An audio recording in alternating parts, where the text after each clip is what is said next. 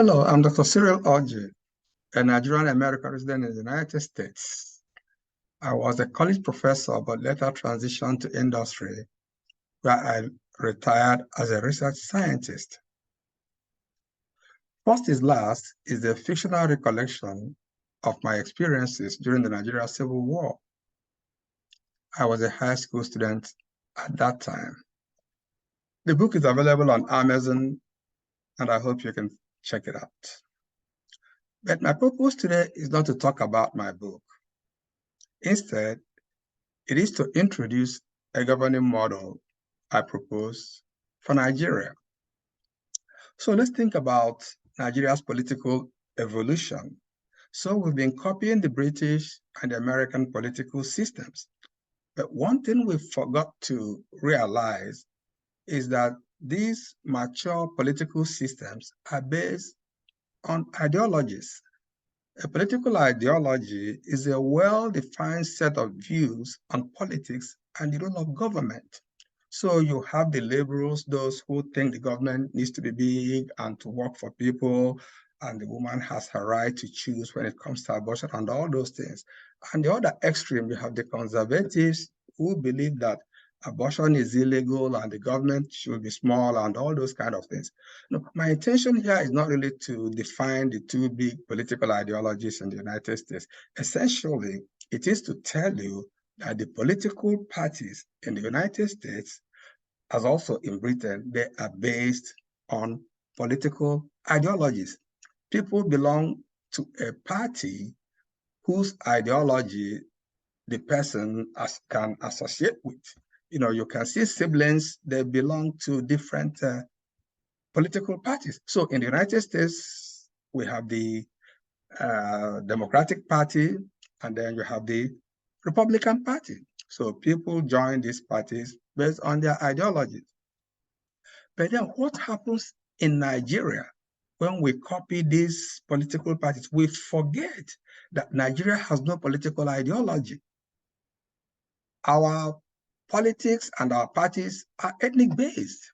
So aside from some alliances we have had, all the parties in Nigeria today are evolution of the three ethnic-based parties that the British left us before independence in 1960.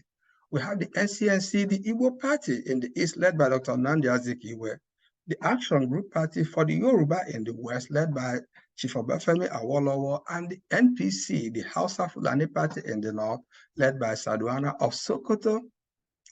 So, Nigeria has been trying all this. We get this parliamentary system, it doesn't work. We get the presidential system, we are struggling with it.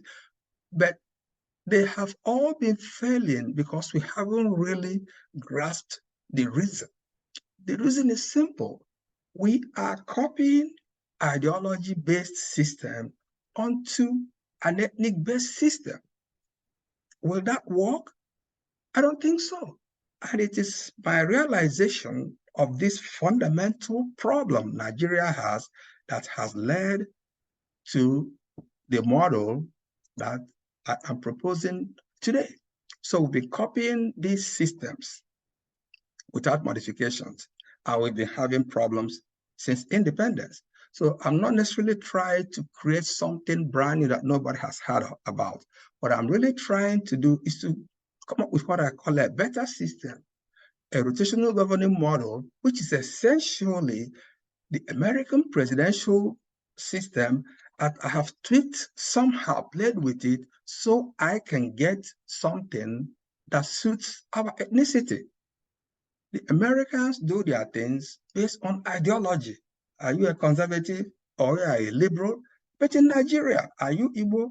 Are you Yoruba? Are you Hausa? So we have to understand this fundamental difference before we can move forward. So anyway, my rotational model, by coincidence, is something I understand based on Atiku Abubakar's press conference of October 30, that they actually recommend something similar to that to the 1999 Constitution from the 1995 conference that preceded the 1999 Constitution. They recommended that. And the people who did the final draft of the 99 Constitution dropped it. Well, anyway, here I am again. I came up with this independent of the 95 conference, and I wish I had known about it. I could have credited them in my original proposal, which is still out there on the web. I posted on February 10 this year, on 2023. I did credit the late Dr. Chuba Okadiwe because I read one of his papers where he articulated such views. And it's actually the foundation of my work is based on Dr. Chuba Okadiwe's work. But in any event, they rejected this in 1999. Will they accept them today? I don't know. I don't know whether it is still the same actors in 1999 that are actors today. But the fact that, this keeps coming up one way or another means that Nigerians ought to give it a very serious second look. So the 95 recommendation and my current model have one thing in common: the 6 geopolitical zones. Every Nigerian knows that we have 36 states and the Federal Capital Territory, so 37 units, and they split them into 6 zones, 3 in the north, 3 in the south. There's a lot of ethnicity in it. So that's what I'm trying to let everybody to understand, that one of the fundamental, may not be the only reason, but one of the fundamental reasons our experiments have been failing is because we are copying political systems based on ideology onto a political system based on ethnicity. So I'm trying to get something based on ethnicity. Let's take a look at it. This is my rotational model. Essentially takes the American ideology-based political system, adapts it, plays around with it, and the output is a Nigerian ethnic-based political system. Look, and I got this idea from something I read about the great late Ahmadu Bello, the Sardauna of Sokoto. I read that as he and his colleagues, Dr. Azikiwe and Chief Obafemi Awolowo, as they were preparing for independence, Zik was of the view that, hey, come on, guys, let's forget our differences. We are all Nigerians. So Ahmadu Bello said, no, Zik. I, Sardauna, I am Fulani. I am Muslim. I live in the north. You, Dr. Zik, you are Igbo, you are Christian, you live in the East. There is a world of difference between us. So let's realize these differences and then come to the table conscious and aware of our differences. What a great foresight Ahmadu Bello had. And it is that wisdom that he showed then that I am borrowing from in this my model. Let's not fool ourselves. We are different people, but we can still live together. So that's why I've taken this American ideology-based system. I'm going to do a few things on them and come out with an ethnic-based political system. So what are the principles of this new model that I'm proposing? It says the president and the vice shall be coupled. They shall come from the same zone because we will be assigning the presidency and vice to a zone. This zone belongs to you. You're going to hold it for 6 years, no second term. After that term, you give it to the next zone. So that's the reason it's important that the president and the vice come from the same zone. So in the unlikely and unfortunate event that the president dies in office, the vice will complete the term. The next, and it will be based on the, I talked about the rotations based on the 6 geopolitical zones. The next important thing is the appointment. And this is really so dear and important to me because I've had this thing called juicy appointments, juicy, and it came from people I've had great respect for. I would have thought that if you are the Minister of Transport, you don't look at your appointment as a juicy appointment. You will tell your colleagues, hey, when I entered the ministry, we had 100 meters of tarred road. When I exited, we have 700 meters of tarred road. If you are the Minister of Power or Mines or whatever, the metric will be, when I entered, Nigeria was generating 50 megawatts of power. When I exited, we were generating 1,000 megawatts of power. That is the metric. You are there to serve. You are not there to derive juicy appointment, something juicy. all these appointments are people who are meant to serve the country. But in any event, the juicy appointments have become very common. So when Buhari was governing, all the juicy appointments went to where they did go to. Now Tinubu is, president. Everything is going to Lagos. That's what they say. So I say we shall have a team of experts who shall gather all these appointments and divide them into 6 buckets without any juicy or non-juicy, just equitable distribution into 6 buckets because we have 6 geopolitical zones. Not only that, they should determine the qualifications for each. We are all aware of what happened recently when President Tinubu was forced to withdraw his appointment for the chairman of FEMA. Everybody cried foul that the guy wasn't qualified. In my model, it won't happen because the qualifications for the chairman of FEMA would have been enumerated, is out there on the web for everybody to see. So when this young man comes with his resume, the mismatch will be obvious. So this team of experts shall enumerate all the appointments, split them into 6 equitable buckets, and put out the qualifications for each of them on the web. So they shall call these appointment buckets A, B, C, D, E, F. So what is really an appointment bucket? Essentially, it is a group of appointments that must be made from a zone. So basically, we have 6 appointment zones. So, and we have 6 buckets. So at the beginning of every presidential term, a bucket will be assigned to a zone.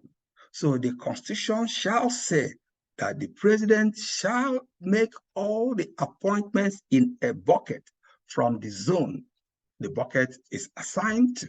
That's really basically what it is saying. So I just listed some examples here. In a real life, in the real situation, we may have hundreds of appointments. Either as it may, these experts will look at them, split them into 6, write out their qualifications for anybody who is applying for them. This is basically what it is. But and each one, in each bucket, if appointment bucket A is given to a zone, the head of the army, the Minister of Transport, the Minister of Environment must be appointed from that zone. When I was a grad student, I took this graduate course in computer science, database design, and whatever. I think I've forgotten. But essentially, my professor then came up with what she called design by example. The big idea is, look, it doesn't matter how complicated a concept you want to explain to somebody, the best teaching technique is to get an example and start walking through that example that illustrates the concept, and the person will understand it. And we've all been doing this. In my high school algebra, when you did factorization, simultaneous equations, quadratic, a good teacher wouldn't spend the whole day talking about, just give an example, solve through it, and the students will learn. I am going to apply this design by example principle in describing my model. So, and here we go. Look at this table 2. I am saying the 6 zones will not start the same year. I'm saying, as an example, the North Central Zone will pick the presidency in 2027. The Southeast Zone will pick the presidency 6 years later, 2033. The Northeast, 2039, and so on and so on. It's just an example I picked. It doesn't mean it will go this way. So how did I come up with 2027? We are now in 2023. President Tinubu has just started his term. It's only fair we allow him to complete his term. And that gives us time to walk through all the details required in this model and make all the constitutional arrangements, constitutional changes. It's not going to happen overnight. So I say we can get it done in 4 years. So the model kicks off in 2027 with the North Central state having the presidency, the Southeast coming 6 years later. Again, that's just my example. It doesn't have to go that way, but the essential thing is that the 6 zones will be grouped. You go first, you go second, you go third, and so on and so on. What do I mean when I say that the North Central Zone will give us the presidency? Does it mean that the rest of the nation, we will go to sleep and we let them give us who is going to be president? No, that's not it, not at all. Our political systems will continue to work. as they have been working.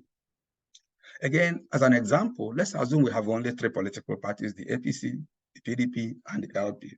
My model will allow any number of parties.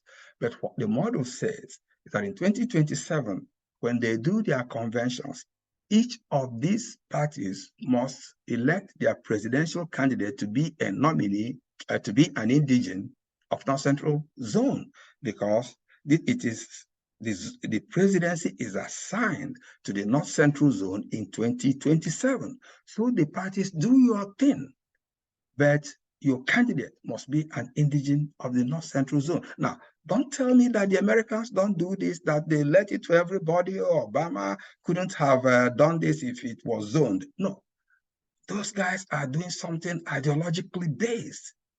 I am modifying to get something that is ethnic based. Guys, we cannot pretend that we are different peoples. We have ethnicities. Our political parties are based on ethnic, our ethnic components. So that's what I'm saying here.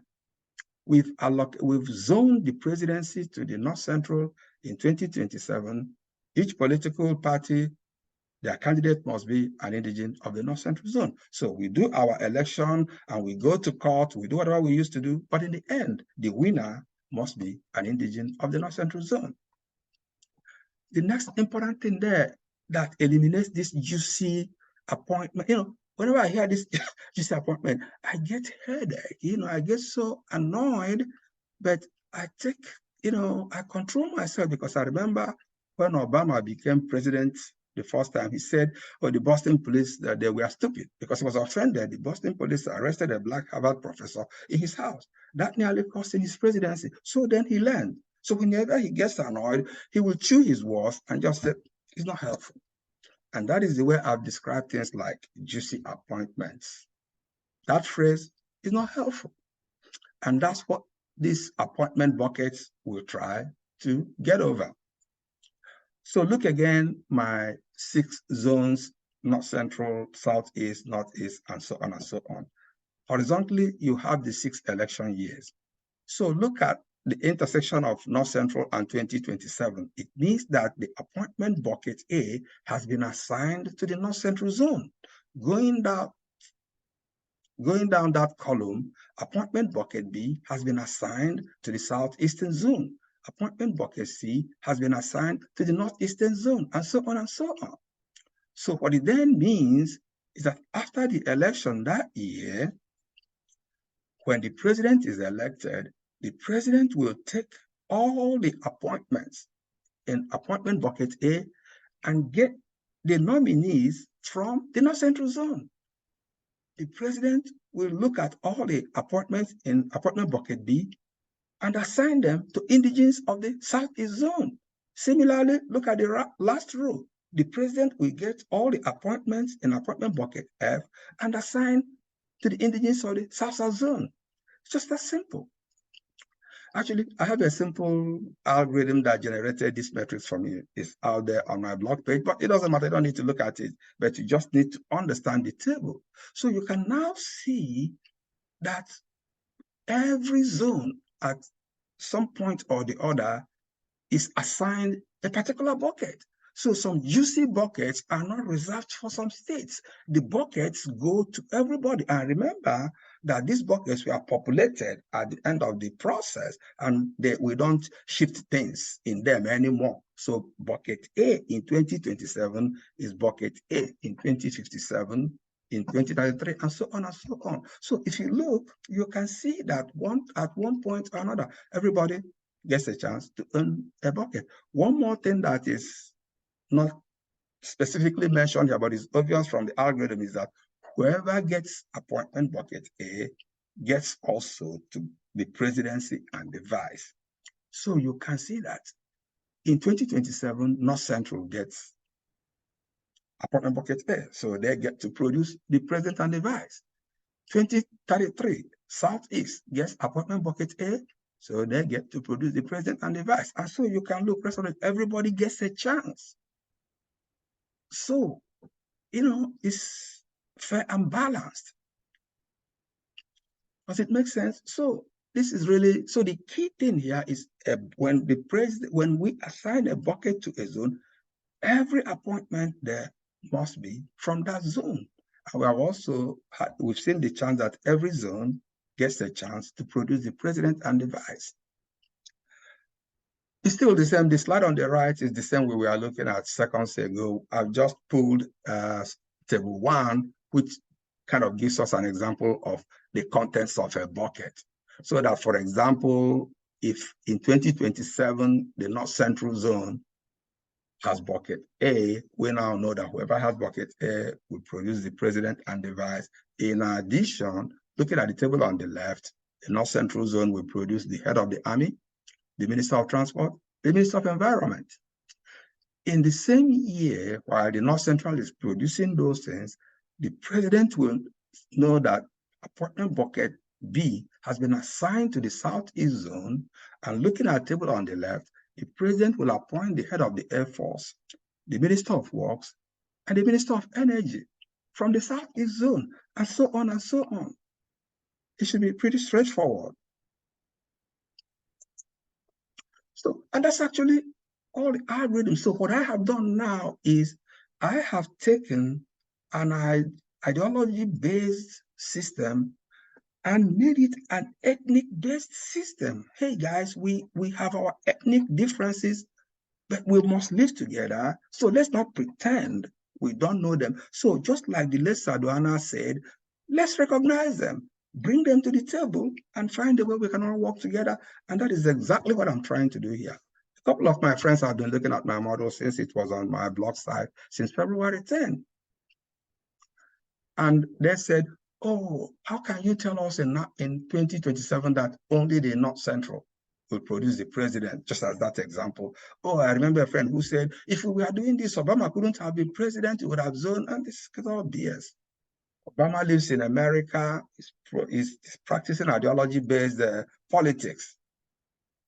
Nigerians are actually very smart. We've realized we've been practicing zoning. All my model is trying to do is to formalize it. So when Tinubu showed up, Tinubu told us, it's my turn. So Tinubu has this turn, this rotation between his group and the Buhari group.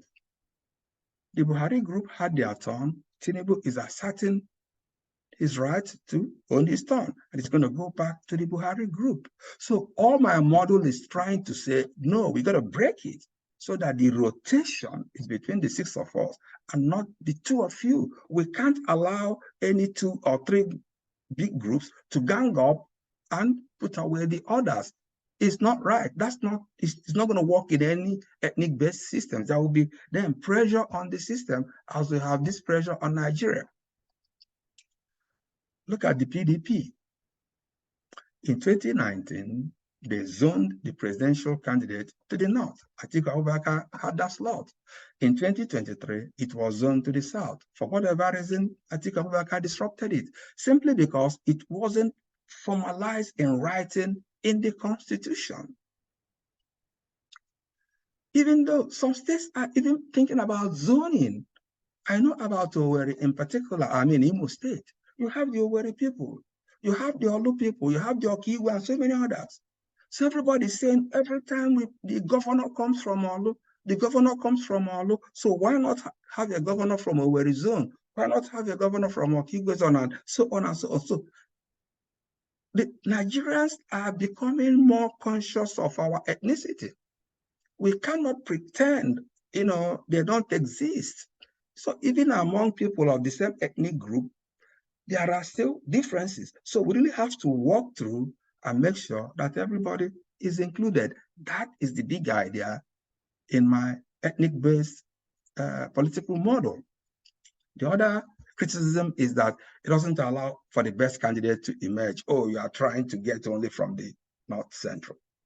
That doesn't make any sense. In the current system, how do we know that the best is chosen? No, there is no concept of the best. Some people will say, oh, some zones may not produce anything. No, BS, it doesn't make any sense. I claim that in every zone in the country, you can have an indigene qualified for any position. If you don't get the person in the country, you get the person from the diaspora. And this is something I've seen in 1983 in the city of Chicago, when they elected the first black mayor. That was the first challenge he had. They kept saying, oh, he's going to appoint blacks. There are no qualified blacks. There are no qualified blacks. Harold Washington called his staff in the room, looked them straight in the eye and told them, there are qualified blacks out there. Go there and find them for me. The rest is history. So that is my challenge.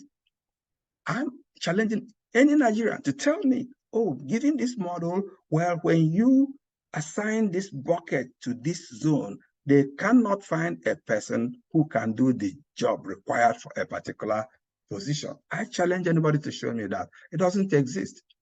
Nigerians, we have highly qualified Nigerians, but what we've had now is that some of us have been carved out, and we have a group that is kind of just throwing the ping pong, you kick to me, I kick to you. That's not fair. You can't take this ideology-based system and you are forcing it into an ethnic-based system.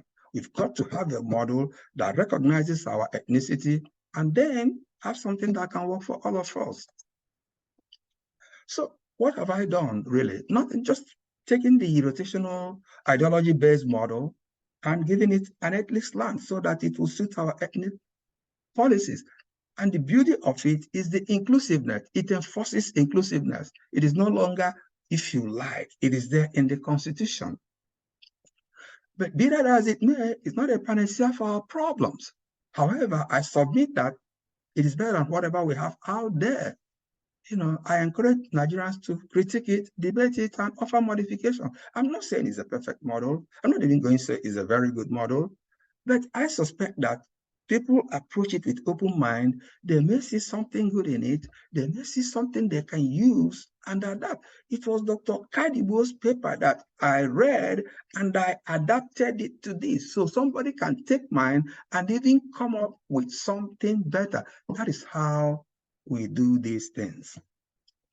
One thing that can kill this is that people will refuse to discuss it. That's what I've seen with some of my friends. They look at it, don't touch it. They can't find anything wrong with it or about it, but they won't discuss it.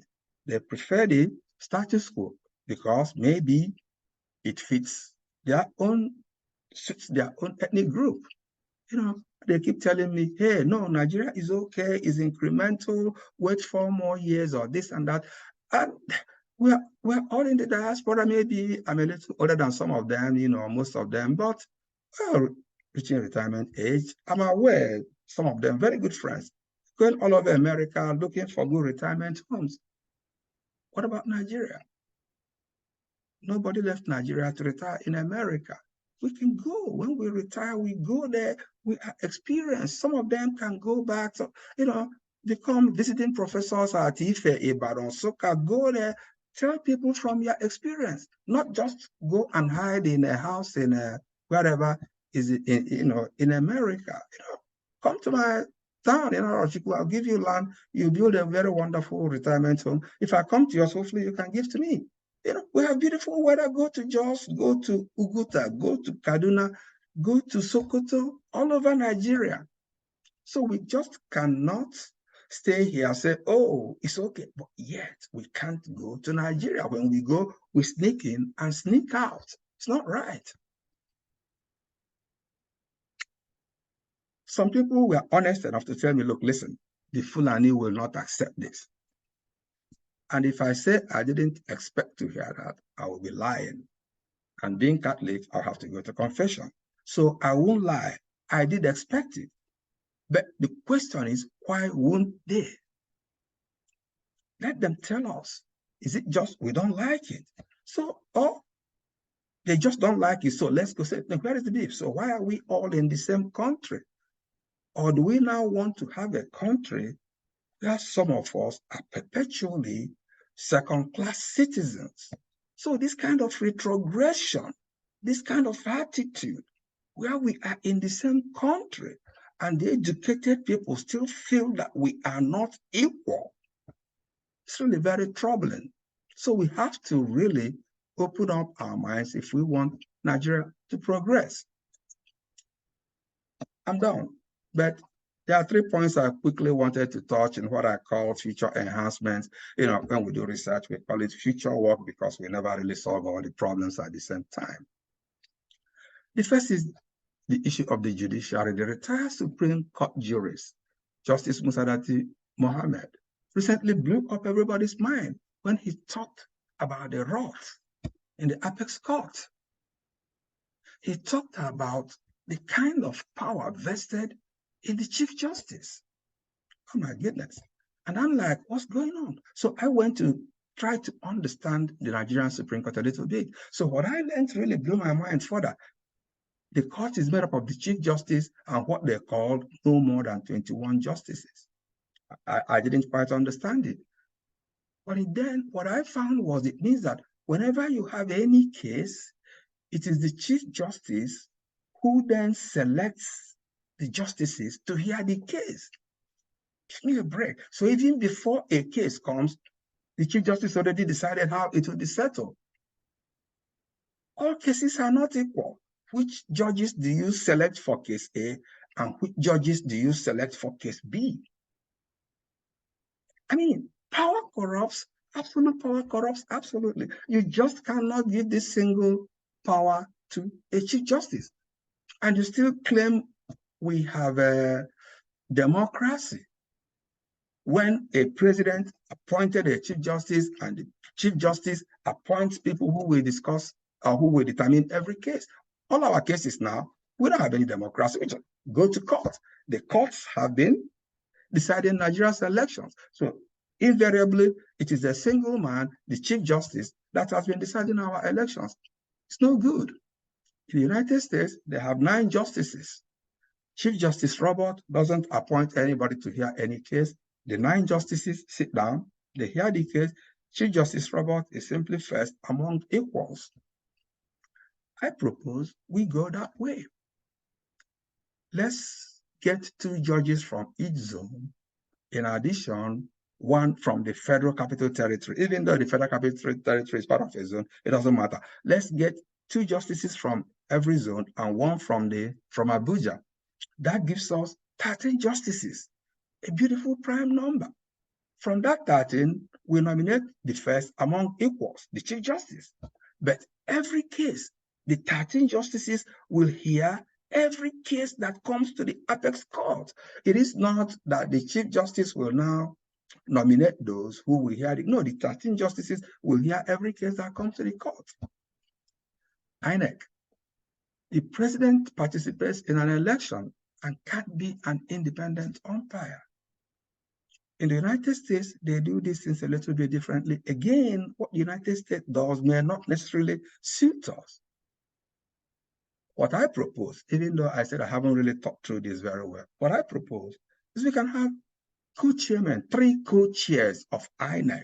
Let's get the 3 top political parties and each person elect or nominate somebody to be a co-chair, so that when any important thing is being determined, all the vested interests are there. If the network decides to fail, the 3 of them will see the network failing. If we want to transfer people at any time, they will all see people being transferred, and we'll see that there is a reason people are being transferred when they are being transferred. This is not about Professor Mahmoud. This is not about Professor Iwu or anybody that has held this position. Give it to me, Professor Cyril Orji, I will even be worse than this man, because power corrupts, and absolute power corrupts absolutely. See, my model doesn't allow this sort of dictatorship. We're no longer in a military regime. We want to provide guardrails so that people do the right thing. The final point is the Federal Capital Territory. We got it from Washington, D.C. A piece of land doesn't belong to any state. They elect their mayor. So we did that. We got the Federal Capital Territory. But again, we start appointing the administrator. It doesn't make any sense. The Federal Capital Territory is not just a piece of something you want to administer. There are people too. So if you think it is beautiful to get the idea of the Washington, D.C., why wouldn't you allow those people to elect their mayor? Again, I'm making this presentation when Governor Wike is the administrator of FCT. No, it has nothing to do about Governor Wike, who was actually a 2-term governor. So it is clear that he has the experience of governance. But that experience is inappropriate for Abuja. He has no residency in Abuja. We cannot have the FCT, the administrator, to be something the president uses to, reward a political supporter or anybody. No, let us please do the right thing. So allow the people of FCT to elect their mayor. So fellow Nigerians, if you've been with me up till this time, I really appreciate it. That's actually all I have. My prayer, my request is please don't just let this die. Pass it on to your friend, discuss it. The kitchen table is very simple. Everywhere somebody tells you it's no good, ask the person why. Is there any way we can modify it? What can we do? Or can we put it in another thing that anybody is recommending? Because other people may have other schemes restructuring that something here could be taken and added. I'm not in any way claiming that this is it. But let's just not, like some of my friends, walk away. You don't want to talk about it. No, it's not good. Nigeria is such a beautiful country to waste. And I just happen to be a very proud Nigerian, and I look forward to Nigeria joining the Committee of Nations. And so I can stand up and probably say, I am Nigerian. Thank you.